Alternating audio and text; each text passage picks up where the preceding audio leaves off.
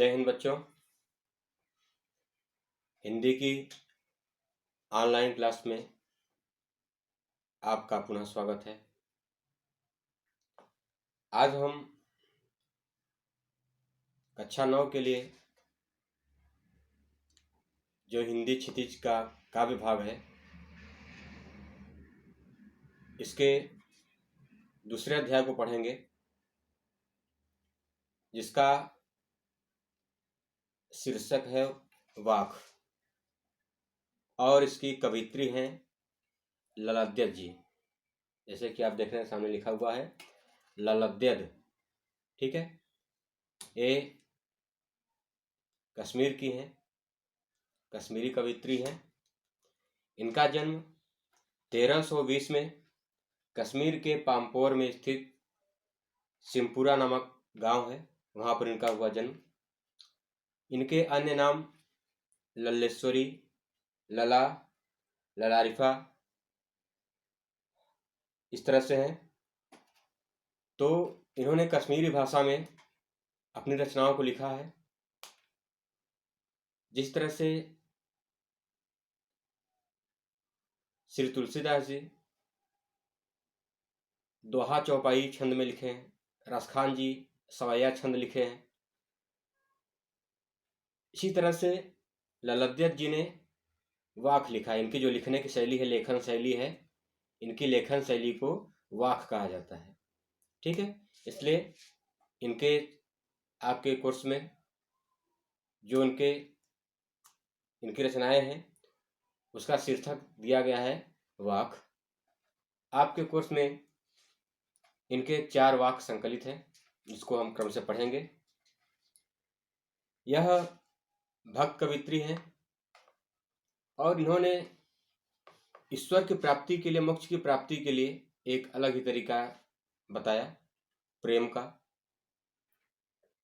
कि सभी मनुष्य एक दूसरे से प्रेम करें, ईश्वर के महत्व को जाने और जीवन के अमूल्य क्षणों को बर्बाद न करें।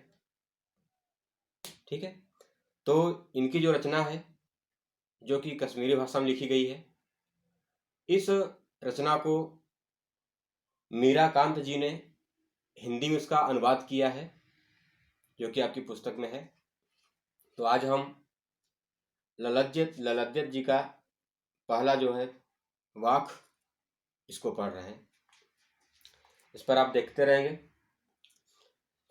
रस्सी कच्चे धागे की खींच रही मैं नाव। देखिए, कवित्री कह रहे हैं कि रस्सी कच्चे धागे की। मैं पहले इसका सीधा सीधा अर्थ निकाल रहे हैं।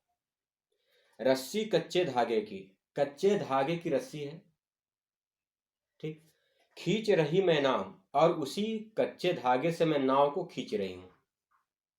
कच्चे धागे की रस्सी है और मैं उसी रस्सी से नाव को खींच रही हूं। अब देखिए, इनका अर्थ क्या जाता है कि जो रस्सी है, वो रस्सी है सांस। हम जो सांस ले रहे हैं, सांस क्या है? रस्सी है। रस्सी कच्चे धागे, देखिए कच्चा धागा यानी कि कमजोर होता है, थोड़ा सा भी झटका लगेगा टूट जाएगा। आप भी जान रहे हैं कि हमारी जो सांस है, हमारी जो जीवात्मा है, थोड़ी सी असावधानी से, थोड़ी सी लापरवाही से हमें मृत्यु प्राप्त हो सकती है। सांस का कोई भरोसा नहीं कब चली जाएगी, कब हमारी मृत्यु हो जाएगी। जिस तरह से कच्चे धागे का कोई भरोसा नहीं कब टूट जाएगा। ठीक है, तो रस्सी कच्चे धागे की, सांस रूपी रस्सी है, और वो रस्सी किसकी बनी हुई है? कच्चे धागे की, अर्थात वो रस्सी है लेकिन उसके अंदर कोई मजबूती नहीं है। और उसी कमजोर रस्सी के सहारे, सांस रूपी जो कमजोर रस्सी है, उसी रस्सी के सहारे खींच रही मैं नाव। मैं नाव को खींच रही हूं। अब नाव क्या है? नाव शरीर है। ठीक है, कवित्री के अनुसार मैं, यह जो शरीर रूपी नाव है, इस शरीर रूपी नाव को कच्चे धागे रूपी, सांस रूपी कच्चे धागे रस्सी से मैं खींच रही हूं। जाने कब सुन मेरी पुकार, करे देव भवसागर पार। जाने कब सुने मेरी पुकार, जाने कब, ना जाने कब मेरी पुकार को, मेरी आवाज को सुनेंगे। कौन? करे देव भवसागर पार। भवसागर यानी जो संसार सागर है, जहाँ के आदमी, जैसे कि पुनर्जन्म का चक्र है, आदमी एक बार जन्म लेता है तो उसकी मृत्यु होती है, फिर जन्म लेता है फिर मृत्यु होती है। 84 लाख बार मनुष्य का जन्म होता है, यह हमारी सनातन संस्कृति कहती है। पुनर्जन्म की 84 लाख योनियां हैं। एक जीव को 84 लाख बार जन्म लेना पड़ता है, तब अंत में जाकर के उसको मनुष्य का रूप मिलता है। और इसलिए मिलता है अंत में कि आप ऐसा कार्य करो कि आपको पुनर्जन्म न लेना पड़े। अर्थात इस प्रकार जो मक्खी मच्छर कीड़े कीट पतंगे जो भी हैं सब उसी के अंतर्गत हैं। तो आप ऐसा काम न करो कि आपको फिर से उसी कीट पतंगा बनना पड़े। आप मनुष्य का जन्म पाओ तो ऐसा काम करो कि आपको मोक्ष प्राप्त हो जाए, आपको पुनः जन्म न लेना पड़े। ठीक है, उसी को बोलते हैं मोक्ष प्राप्त होना, कि पुनर्जन्म संसार के आवागमन से, संसार में आपको पुनः न आना पड़े, इस क्रम से आप मुक्त हो जाओगे, उसको बोलते हैं मोक्ष प्राप्त होना। तो वही कवित्री कह रही हैं कि जाने कब सुन मेरी पुकार, करे देव भवसागर पार। जाने कब देव यानी भगवान न जाने कब मेरी पुकार को, मेरी विनती को सुनेंगे और करें देव भवसागर पार, और भगवान हमको इस भवसागर से, इस संसार सागर से हमको पार करेंगे, अर्थात मुझे मुक्त करेंगे। मैं कच्चे धागे के सहारे, अपने शरीर रूपी सांस रूपी कच्चे धागे के सहारे, सांस रूपी कच्चे धागे के सहारे शरीर रूपी नाव को मैं खींच रही हूँ। भगवान न जाने कब मेरे ऊपर कृपा करेंगे और मुझको, मेरे नाव को, इस शरीर नाव को इस संसार सागर से पार करेंगे। ठीक है, तो आगे चलते हैं। पानी टपके कच्चे सकोरे, व्यर्थ प्रयास हो रहे मेरे। ध्यान से देखिएगा कि पानी टपके कच्चे सकोरे, पानी टपक रहा है, टपकना माने गिरना धीरे धीरे करके। ठीक है, पानी टपके कच्चे सकोरे, कच्चा सकोरा, सकोरा यानी मिट्टी का बर्तन। ठीक है, यह जो शरीर है यह क्या है?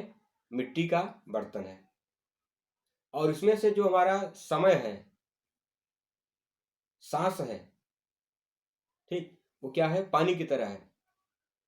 जिस तरह से मिट्टी के कच्चे बर्तन में से पानी धीरे धीरे रिसता रहता है, समाप्त गिरता रहता है, थोड़ा थोड़ा गिरता रहता है, और अंत में वह घड़ा पूर्ण रूप से खाली हो जाता है।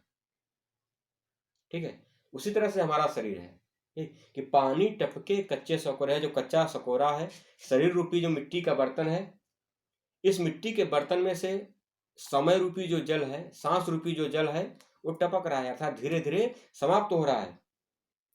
व्यर्थ प्रयास हो रहे मेरे, और मैं इस पानी को रोकने के लिए, सांस को रोकने के लिए, अपने समय को रोकने के लिए मैं बहुत प्रयास कर रहा हूं, लेकिन वो पानी रुक नहीं रहा है।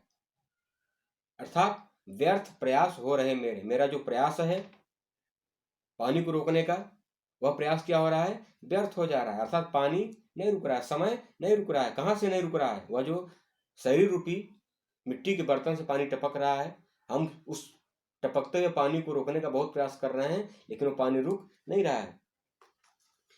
जी में उठती रह रह हुक, घर जाने की चाह है घेरे। जी में उठती, जी माने मन,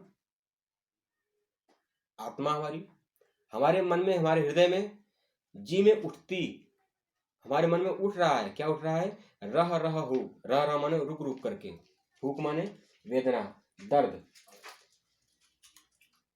ठीक, कष्ट। जी में उठती रह रहूक, हमारे हृदय में रह रह करके, रुक रुक करके एक विचार उत्पन्न होता है, दर्द उत्पन्न होता है, दुख उत्पन्न होता है कि अरे हम इस संसार में कहां भटक गए हैं, हम क्या करें कि ईश्वर को प्राप्त करें। घर जाने की चाह है घेरे, और हमारे मन में, हमारे हृदय में घर जाने की चाह घेरे हुए। घर जाना मतलब यह जो आत्मा है, इस आत्मा का घर कहाँ है? ऊपर है, ईश्वर के पास है। अर्थात यह जो आत्मा है इस संसार में भटकने के लिए आई है, और यह आत्मा ईश्वर के पास जाना चाहती है। इसको मुक्ति की आवश्यकता है, मोक्ष की आवश्यकता। तो कवित्री यहाँ पर कह रही है घर जाने की चाह है घेरे, हमारे हृदय में मोक्ष की प्राप्ति की कामना है, मैं अपने घर जाना चाहती हूँ। ठीक है, तो जी में उठती रह रहू, घर जाने की चाह है घेरे। हमारे जी में, हमारे हृदय में रह रह करके यही दर्द उठता है, यही कष्ट उठता है कि मैं कौन सा ऐसा कार्य करूं कि मैं अपने घर पुनः वापस चले जाऊं, हमको इस संसार में भटकना न पड़े। ठीक है, तो इस तरह से ये आपका पहला वाक्य था, जिसकी कवित्री ललद्यत जी थी। ये कश्मीर की निवासिनी है। आज पहला भाग हुआ। अगर आपको कहीं दिक्कत आ रही है तो कमेंट करके पूछ सकते हैं, या फिर इसको कापी पर लिखे रहिए। और इसमें से हमने किया वीडियो में बताया है, पिछले वाली वीडियो में उन्होंने बताया कि आप जो भी पढ़ते हैं सभी पढ़े हुए विषय को एक नोटबुक पर उसको नोट करते रहिए और उसमें से पढ़े छोटे छोटे प्रश्न बनाइए। ठीक, जैसे रस्सी कच्चे धागे की। रस्सी क्या है, जब आप वीडियो को ध्यान से देखेंगे सुनेंगे तो आपको समझ में आ जाएगा। तो रस्सी क्या है, रस्सी कच्चे धागे की। रस्सी क्या है, यहाँ पर सांस है। कच्चे धागे के समान कौन है, सांस है, रस्सी है।